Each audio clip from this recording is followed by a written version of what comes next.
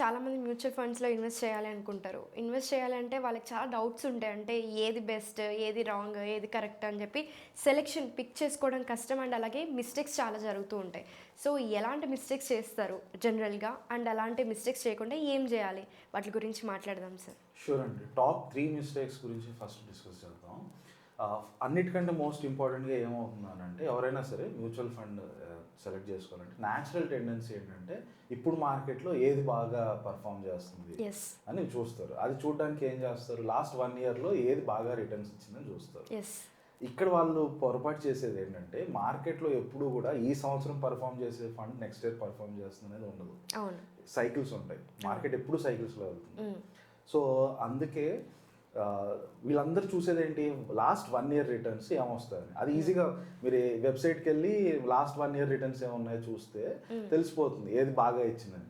అన్నిటికంటే బాగా ఇచ్చింది కదా అని చెప్పి వెళ్ళి దాంట్లో పెట్టేస్తారు. అది చాలా పెద్ద పొరపాటు. అక్కడ ఎందుకు పొరపాటు అని అంటే మరి ఏం సెలెక్ట్ చేయాలి ఇన్స్టెడ్ ఆఫ్ 1 ఇయర్ అంటే మీరు మోస్ట్ ఇంపార్టెంట్గా చూడాల్సింది 5 year returns, 3 year returns.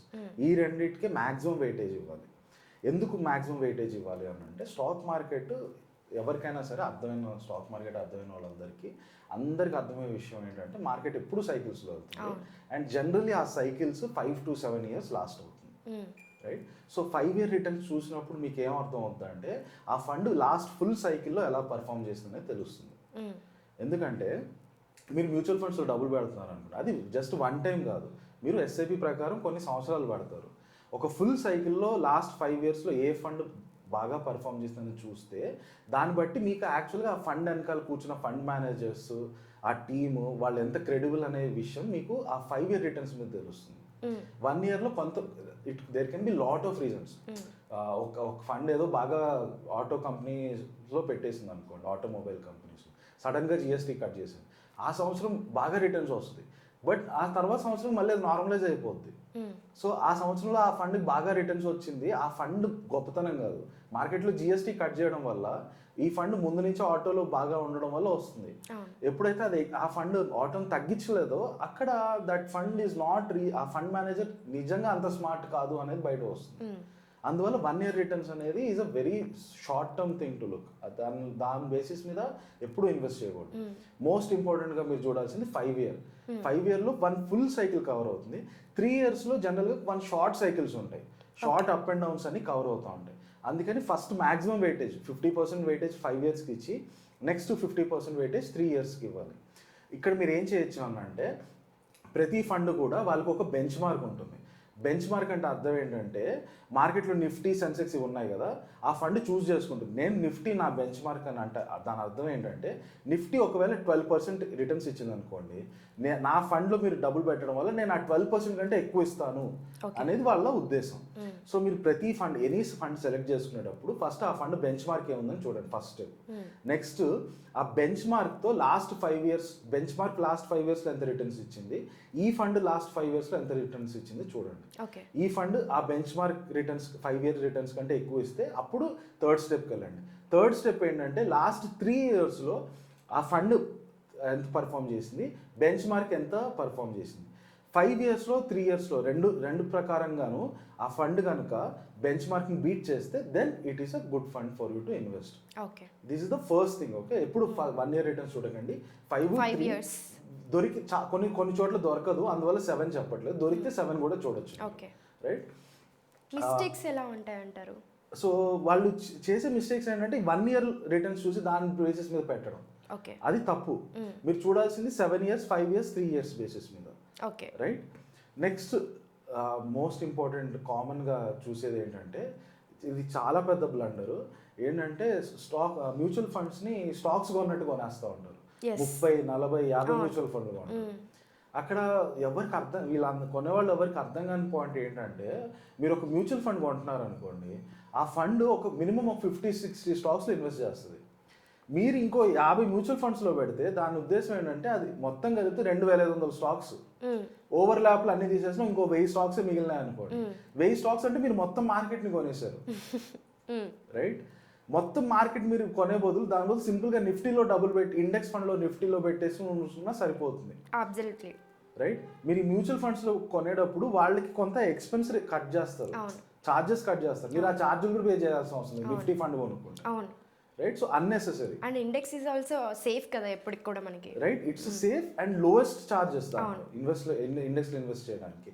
Mutual ఫండ్లో ఎక్కువ ఛార్జ్ చేస్తారు, ఎందుకంటే ఆబ్వియస్గా వాళ్ళు ఫండ్ మేనేజర్ ఉంటారు, వాళ్ళ టీం ఉంటారు, వాళ్ళందరూ జీతాలు ఇవ్వాలి, ఏ ఫండ్ ఆ రీసెర్చ్ చేయాలి, సో దానికంటే ఖర్చు. మినిమం అనేది మ్యూచువల్ ఫండ్స్ ఎన్ని హోల్డ్ చేసుకోవాలి అంటారు? యా, సో అదే ఈ ఫస్ట్ ఆఫ్ ఆల్ ఈ డైవర్సిఫికేషన్ అనేది is a very wrong concept, especially mutual fund.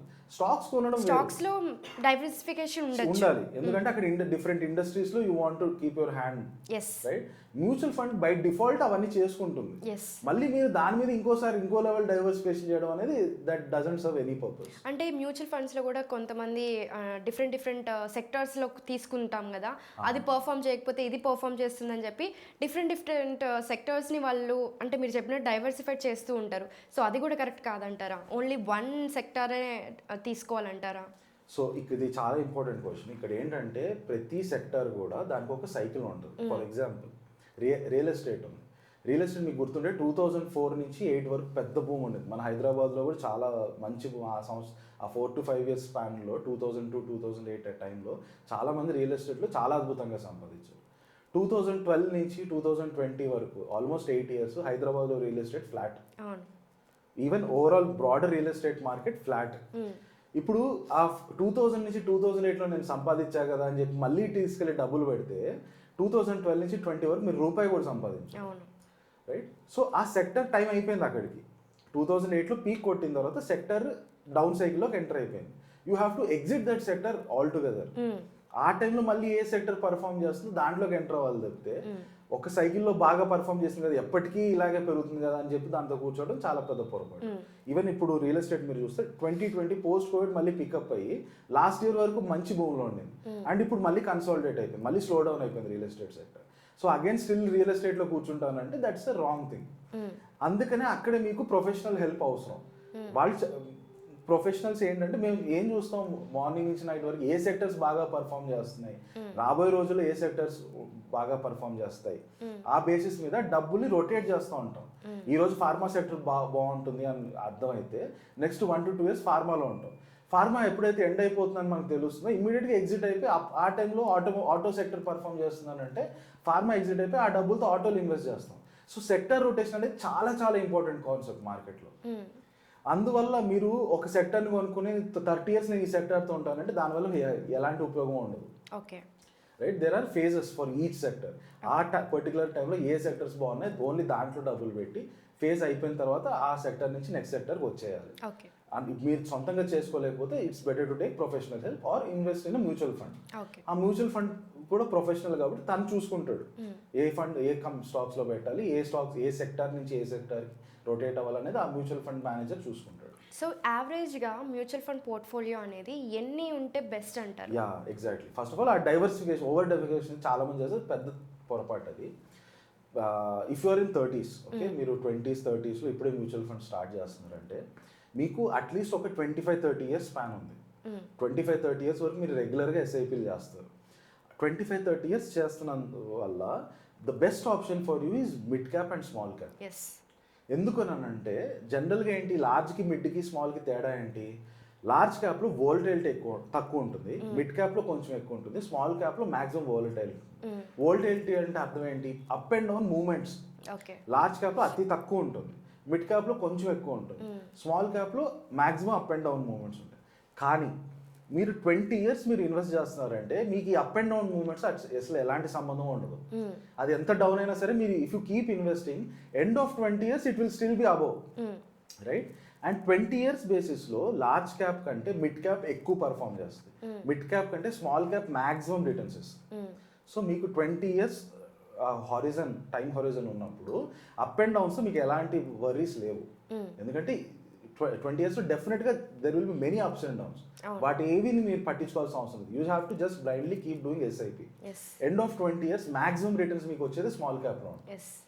So it is for those who are in 20s 30s always the best option for you is to keep on doing SIPs in those small cap segment primarily, next mid క్యాప్లో చేసుకోవచ్చు. Okay. మీరు ఎప్పుడైతే 50 దాటుతారో అప్పుడు మీరు స్లోగా ఎప్పుడైతే ఈ small cap mid cap పీక్లు ఉంటాయో ఆ టైంలో కొంత ఎగ్జిట్ అయిపోయి లార్జ్లోకి షిఫ్ట్ అవ్వచ్చు. ఎందుకంటే అది మీ రిటైర్మెంట్ కార్పస్ బిల్డ్ చేసుకుంటున్నారు.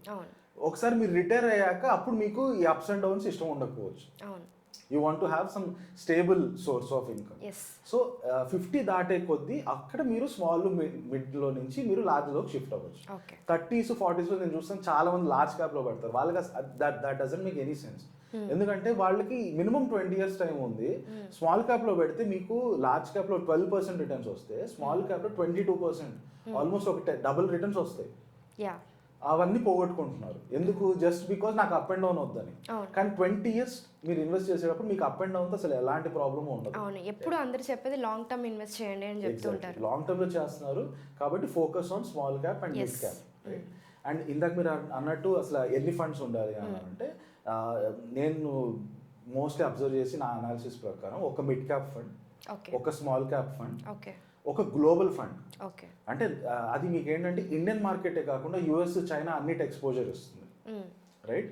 ఒక గ్లోబల్ ఫండ్, ఒక హైబ్రిడ్ ఫండ్. హైబ్రిడ్ ఏంటంటే దాంట్లో స్టాక్స్ అండ్ డెట్ రెండు మిక్స్ ప్రపోర్షన్ ఉంటుంది.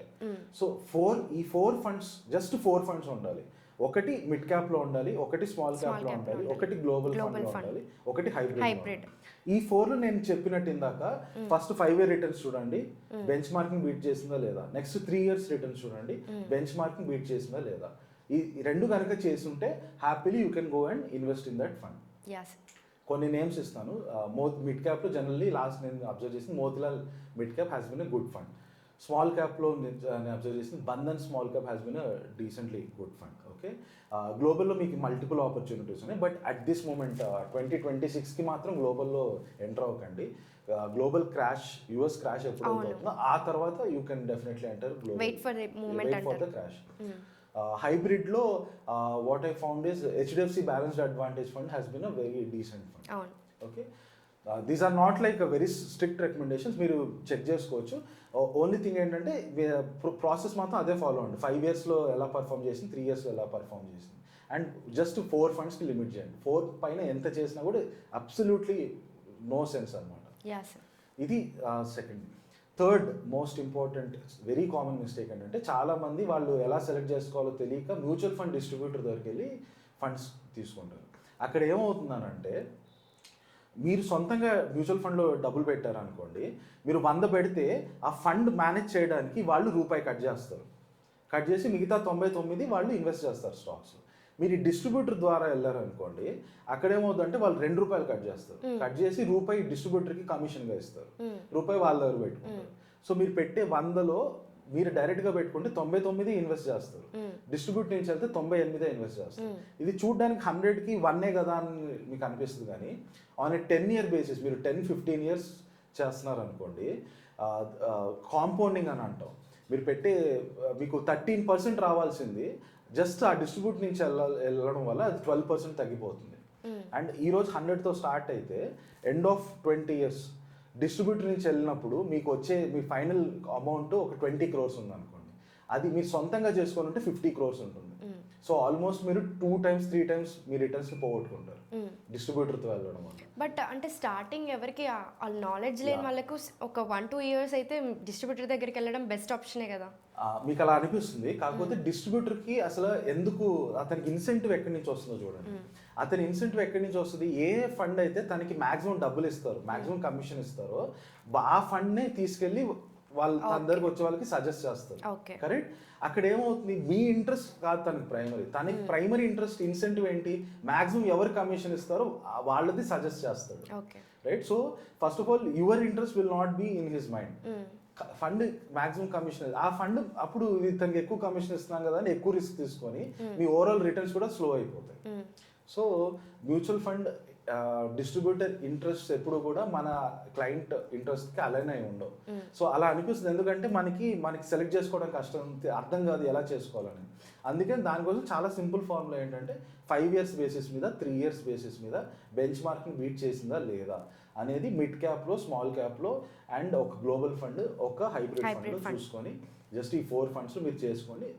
Do it for consistently term. For 15-20 years. Even market పడినా పైకి వెళ్ళినా డజంట్ మ్యాటర్, రెగ్యులర్గా ఎస్ఐపీస్ చేసి కన్సిస్టెంట్గా చేయండి. You will do a lot better than going through a distributor. Okay sir, thank you so much sir.